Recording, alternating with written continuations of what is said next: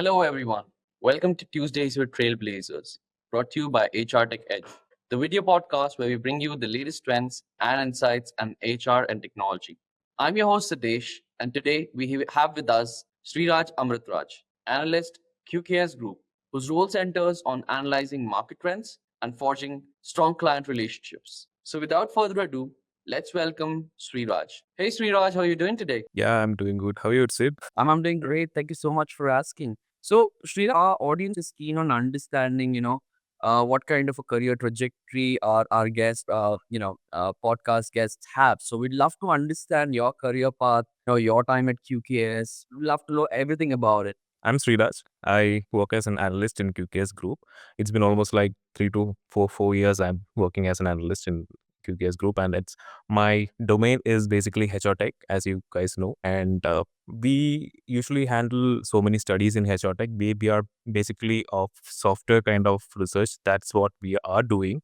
We are not into more this service kind of thing, and we cover the HR Tech market from from human capital management till payroll, then talent management, then candidate sourcing, vendor management systems, and everything. We cover almost all software markets that are available in this market. And at QKS, if I just want to explain what QKS is and our metrics is, I will just say like we are an advisory and consulting firm. We are based out of Pune, and one of the things that we are known for is our proprietary vendor ranking framework that is called the Spark Metrics, and it actually stands for strategic ranking and positioning assessment thing. And through this, we evaluate the position of the vendors across these 22 different software domains based on their technology excellence and their customer impact. And we are currently running over 300 studies a year. And I have to say, like, we are one of the, strongest and most active research firm in the HR tech space. And in fact, in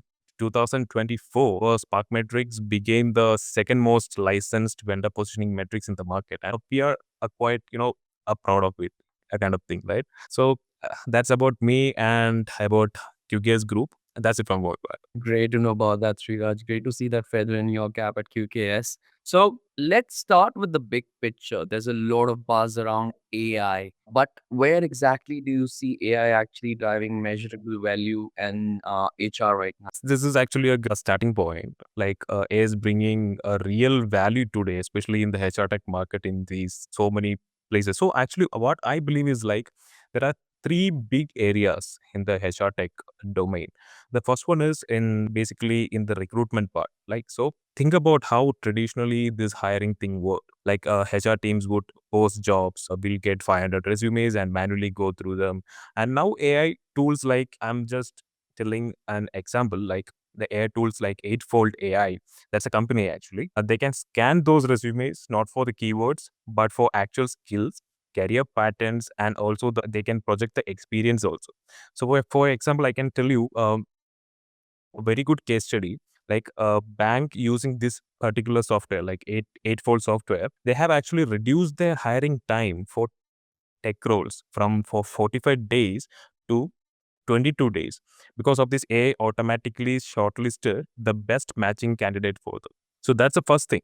First thing will always be in this recruitment part. The second one is in managing the workforce. So imagine a retail chain with 300 stores. Like before AI, managers made weekly shift schedules manually, often missing out the labor laws or overworking stuffs. Now AI schedules from the companies like, I'm just again giving you an example of a company name as UKG. That company's software can actually predict which stores might have higher footfall the next weekend, or like who's at risk of burnout, or that software can actually recommend the optimized shifts also. And the third one will be the most advanced kind of employee sentiment analysis. That tool will be and breakthrough in all the software market. I don't know, like UKG is providing that, Dayforce is providing that, DP is providing that this particular employee sentiment analysis tool. So now this AI tools can read between the lines of the employee feedback surveys, like that Slack messages or like this town hall Q&As. And it itself is a good achievement that AI is providing to the HRs, and this in turn will actually reduce the resignation rates and also level up the attrition numbers. So these are the three things that I think. The first one is recruitment, then the second one is the workforce management, and the third one is employee sentiment analysis. Actually, all these three are enough to give what AI is really doing in this. Perfect. Love that. Eightfold, UKG, these are names we've actually been closely following, and we've seen the growth that they've had. And, their usage of AI is, I'm curious. We've actually seen that happening across these span of like 5 to 7 years, to be honest. Now, let's flip the script, Sriraj. What are some biggest myths or overhyped promises you see floating around about AI in HR tech? So actually, talking about the myths and overhyped promises, there are actually plenty of them. We are actually seeing most of them in the newsletters and in TVs and news shows and everything. We are seeing so many things actually. Is doing that, is replacing HR people, and AI removes the bias from hiring. We are seeing so many things. So the one myth that I usually see or hear from my clients or like my colleagues is that AI will replace the HR people. That's no way, no way. But there are so many use cases like IBM have been removed their HR persons from there. There are almost like 200 people have been fired from their company. I don't think so. Like AI can analyze data, but it lacks empathy and this cultural context. Like it can tell you someone's performance is dipped or not, but it won't know it's because of their child was hospitalized for the last month or not, right? It actually works on the data that we feed, not on the empathy. That's what I feel. Then another myth is like AI removes bias from hiring. That's not automatically. So if you train AI based on the historical data, it actually repeats those patterns. Remember the Amazon. I now remember this Amazon case that happened in 2018. Like their recruitment AI started rejecting female candidates for technical roles because it learned from a male dominating hiring history. That's what happened, right? So that issue still exists if company don't actively audit AI system. So what we think is like every company should have an AI governance system that should be correctly trained and without any bias in the hiring or everything else. So that's what I think. Then the other myth, uh, I don't say it as a myth, but over relying on bots without a human checkpoint can backfire actually. That's what I think. So all these things are happening, and we still say that AI will rule the world, and yes, maybe, but I'm not sure whether it will happen in the next 2 or 3 years, but maybe after 5 to 6 years, AI definitely will rule. Yeah. My bet is AI ruling in the next decade. That's what I'm placing my bets on. You spoke about bias and you spoke about ethics in hiring, right? So likely, right, you said there's growing concern around this bias and ethics in AI-driven hiring and people management. Just the case that you gave me right now about the Amazon thing. One thing you already said is, governance should be there. But what are the other best ways company can tackle this response? Regarding this bias and ethics, I can say there are what I believe is that there are four things that companies should do. So the first one they have to do is like regular bias audits they can do.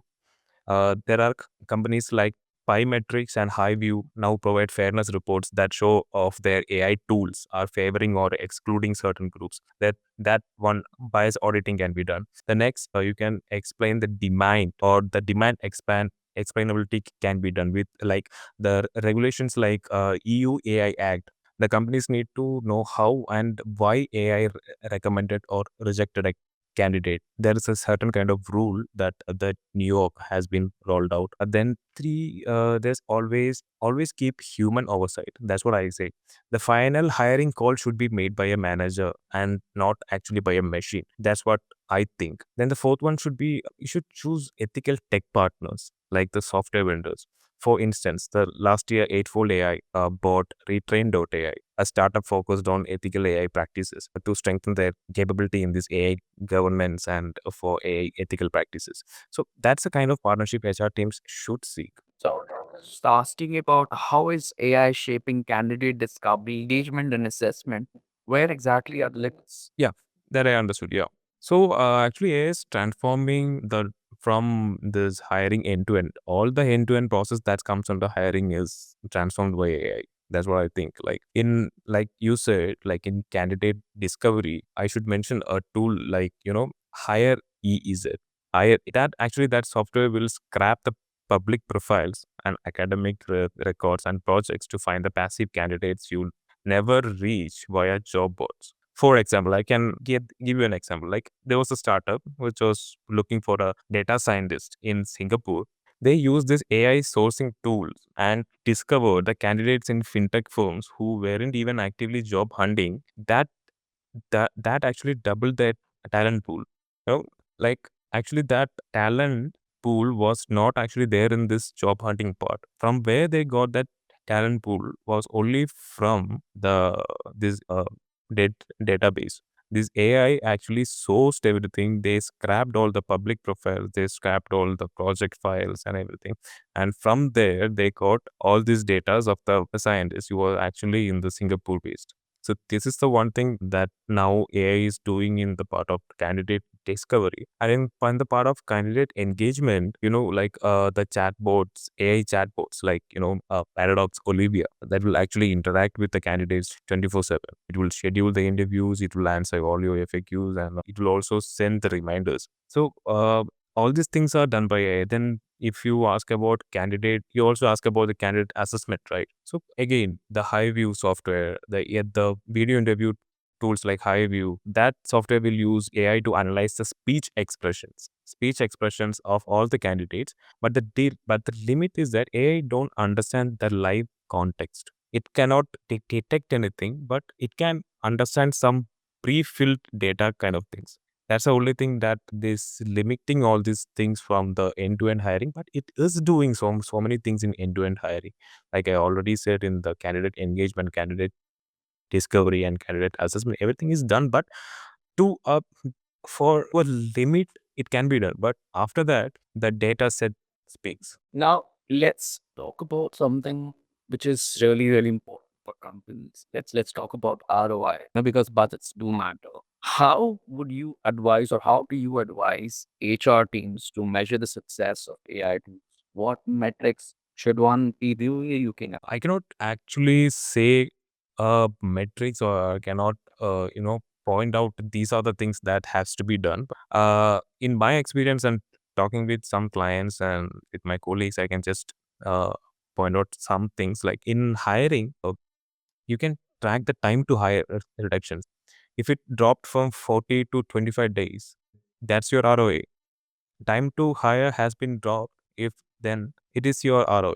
That's the first thing that you can tell. Then the quality of hire that can be taken. It can be made from the customer feedback scores or manager feedback scores, or like the retention rates that can be taken for the quality of hire. Then you can predict the employee attrition predictions that can be taken from AI. All these things can be taken. Like we cannot actually tell the ROI of an AI thing, especially in the HRTech domain, because most of the clients are not using this AI in HR right now, but it will gradually increase. Most of them are trying to adapt it, but not too much, if you are answering these ROI questions. Now, all these tools, getting all of these tools is in place together. It's not a small feat, right? So what are these big challenges HR teams face when trying to integrate AI into the existing workflows? And This is actually a very good question. Like the biggest hurdle that everyone is facing is the data quality. The data quality is the biggest thing, because AI is only as smart as the data you feed it. So I know a company where one team's employee records had alt job titles and missing performance reviews, and their AI tool kept giving inaccurate attrition risk scores, and because it was working with the bad data. And then there's another thing that is coming under this change management. Employees often fear AI will judge or replace them, but I don't think so that's going to happen very soon. And the another thing that I think is that the other challenge that I think is integrating this AI into older platforms like SAP HCM or Oracle.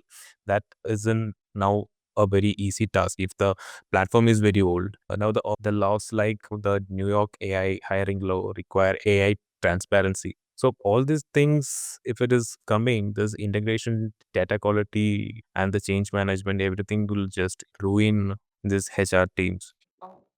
Last question. I want Shri the psychic to come out. Let's peek into the future. Looking ahead, well, to 24 months down the line, what emerging trends or breakthroughs in AI do you think will reshape the HR function? Yeah, I understood your question. So there are a few things that are coming up, and we are also doing so many studies based on this. The one of the studies that we are actually doing is HCM, QKS, human capital management. In that, we analyze all the vendors and everyone in this HRTech market, and we have also analyzed all the payroll software market. So I'll just explain, or I'll just give you an idea about some of the things that are coming up in a vendor specific way. So the first thing that we are seeing is the generative AI in writing HR content. Writing all the HR content will be done by the generative AI department now. And for example, I can give you an example like UKG and ADP. They are the two vendors. They are the two huge vendors in this HR tech market, and they are already testing their AI to draft HR policies, job descriptions, and from learning all the modules. That's the first thing that they're doing. And the next one will be that will be coming in the future will be the AI personalizing this total reward. The reward system for the employees will be personalized by the AI. So like imagine your benefits, leave options, everything will be tailored to your life stage and priorities. And AI will start recommending that. And the third one is that AI powered skills engines that Workday, Eightfold that I have mentioned earlier, Degree. So all these companies are working on the systems that map not just the job roles but the skills, and this will let the HR plan for the future talent gaps. This is the first thing. This is a third thing that the AI will be doing, and the fourth one will be the acquisition kind of thing, because many companies are now acquiring AI based companies to integrate their AI into their platform. So recently, UKG has acquired Emidis, that's a payroll company, and they have also now UKG Bright, a module named as UKG Bright, that is an AI module.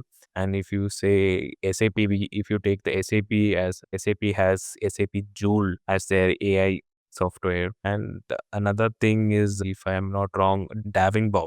Davingbox is buying Engage Rocket, that is for AI driven engagement analytics.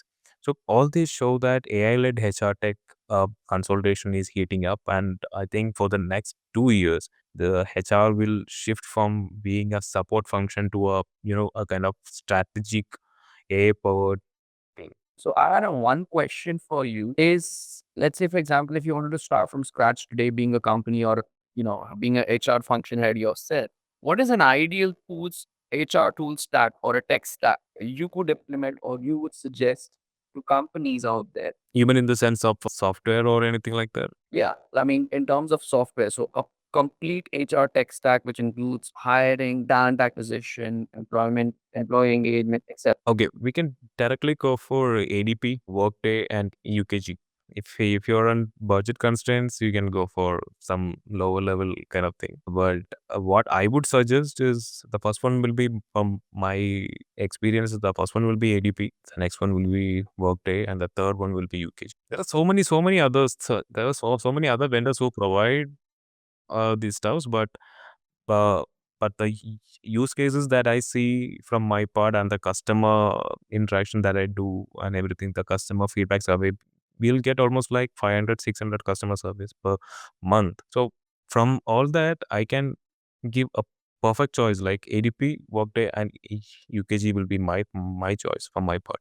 If you also want to include the payroll module, then I will prefer UKG. What are the functions you would utilize each of these platforms for? So what would you assign as a function to each of these platforms? That depends upon the use cases. That actually depends upon the use cases. For personally, for my uses, I can, for if I am suggesting you, if you want hiring or anything, you can directly go for Workday.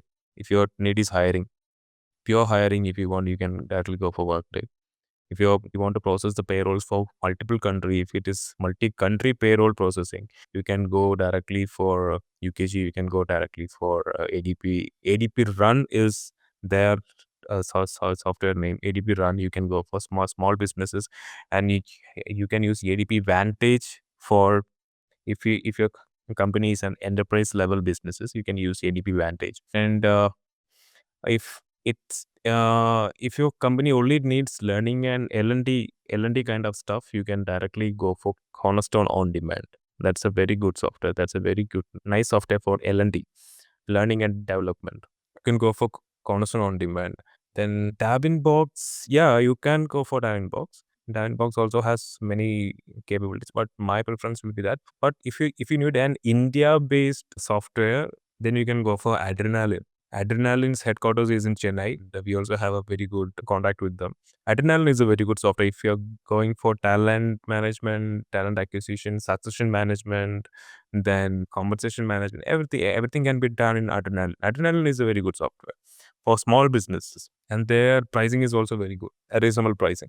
Yeah, makes sense. Well, thank you for all the wonderful insights, Sriraj. Really enjoyed hosting you on our podcast Tuesdays with Trailblazers. Thank you so much, Sid. It's my pleasure. Absolutely.